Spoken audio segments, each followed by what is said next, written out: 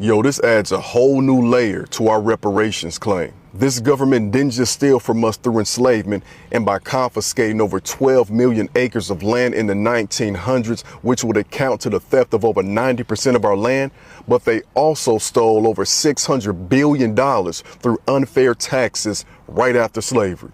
So starting in the late 19th century and early 20th century, this is what they would do. They would artificially inflate our property tax value estimates and subsequently overcharge us.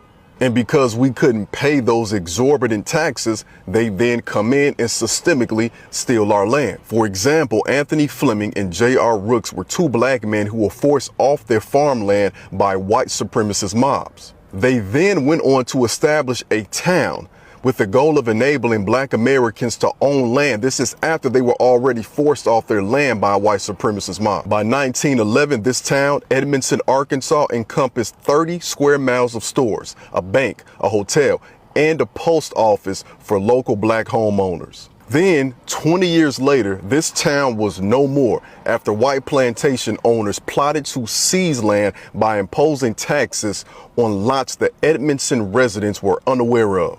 These black folks who owned this property had no idea about these taxes, and then because they didn't pay them, their land was taken. These plantation owners who stole the land then had all the buildings demolished. Now the population in Edmondson, Arkansas is about 500 people, and the median income is roughly $28,000. From 1870 to 2020, black Americans were overtaxed by more than $27.5 billion. And the 12 million acres that were stolen from us throughout the 1900s would equate to $326 billion today. But we don't work hard, but DEI is racist against white folks, but we don't deserve reparations? This is yet another reason why the work that Kavon Ward and Where's My Land is doing is so important. Because it didn't just happen then, it's happening now. And for the cases that happened then, there are black families who are fighting for that land back through Kavon Ward and Where's My Land's help, such as the descendants of those who lived in Russell City, California. This was a black community in the Bay Area of California that consisted of 1,400 people and 400 homes, who created a prosperous community despite the fact that they were redlined.